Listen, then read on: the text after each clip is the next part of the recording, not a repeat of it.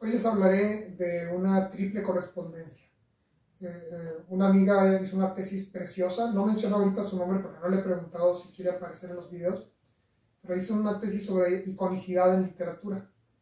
Y en el caso de mi obra voy a empatar icónicamente el uso del lenguaje, es decir, sintaxis, campos semánticos, aliteraciones y demás características, con rasgos físicos de personajes, si tienen cuernos, si tienen nariz grande, si tienen los labios delgados, y características espirituales de esos personajes, si son enojones, si son melancólicos y demás. Así que veamos esto.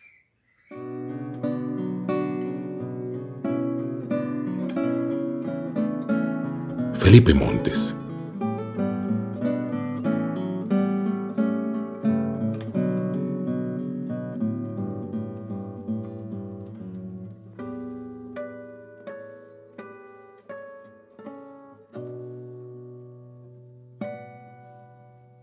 Hola, ¿qué tal?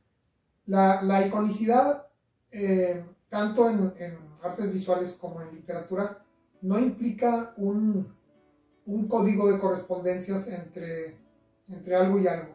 Es decir, no porque uno de los personajes de una obra literaria, narrativa, sea delgado, le quedan mejor las palabras que tengan el sonido I, o el sonido T, o el sonido K. Pero les invito a averiguar acerca de una disciplina, una cierta ciencia derivada de la lingüística, que estudia la semántica natural, es decir, que de alguna manera, y no estamos muy seguros de por qué, sí asociamos ciertos sonidos verbales con ciertas características de los seres. Hay experimentos muy famosos de esta disciplina que se llama fonosemántica, que nos muestra que la mayor parte de la gente, sin importar la cultura a la que pertenece, sí asocia ciertos fonemas a ciertas formas en los seres vivos o en los objetos que designa. También hay contraejemplos interesantes y hay sus explicaciones y todo un debate, ¿no? Pero dentro de mi obra, como ya se imaginarán, y además como debe ser y como deben hacer ustedes sus obras si así lo quieren y si las están haciendo, la asociación que yo hago es la que a mí se me antoja, y se me antoja en un sentido no solo de capricho, que también es válido, sino en un sentido de que desde niño pues sí asocio yo ciertos sonidos.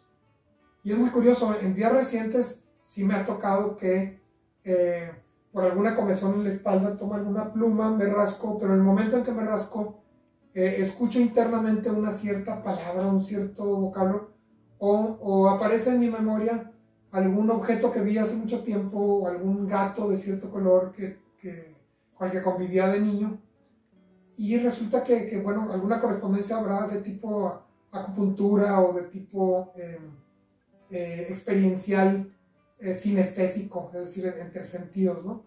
Sea como sea, la ventaja de utilizar eso es que la obra se hace muy personal.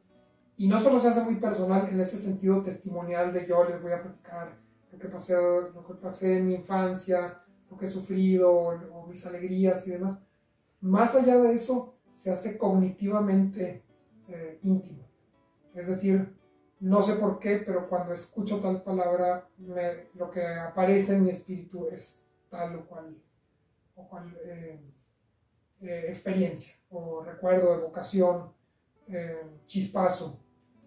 Entonces es muy interesante cómo entre el lenguaje, sus sonidos, sus estructuras, podemos hacer enredaderas verbales con oraciones compuestas, con yuxtaposiciones, con una serie de derivaciones que podemos hacer.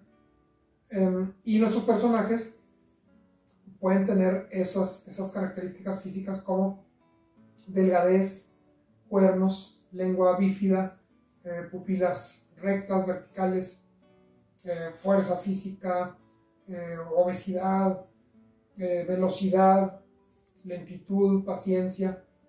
Y entre las características físicas, las características espirituales y el lenguaje, busco yo, pues no tanto comunicar al lector todo eso, porque no conozco yo a los lectores que vengan, sino comunicar al lector en el cual pienso, que soy yo mismo, ese tipo de experiencia.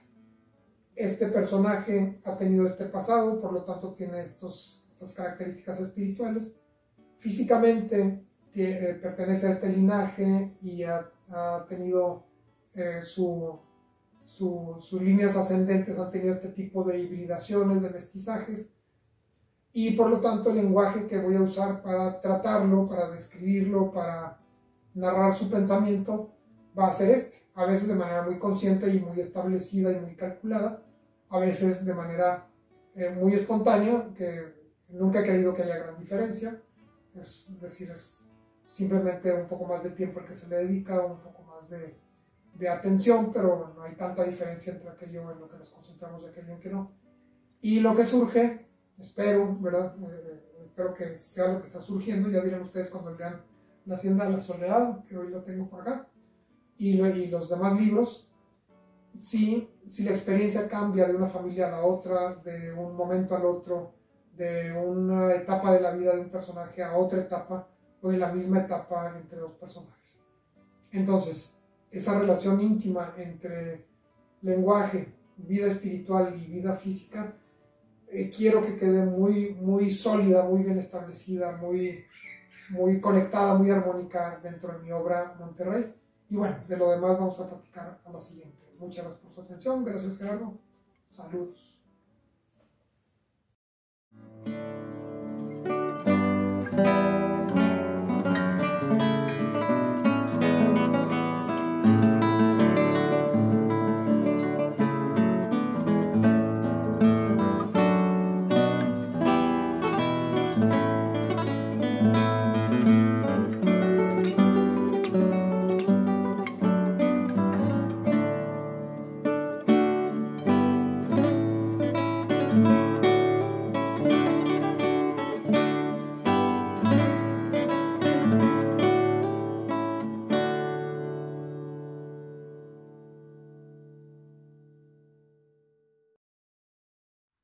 La Hacienda de la Soledad, una experiencia fantástica y fuerte para amantes del realismo mágico, está en Amazon.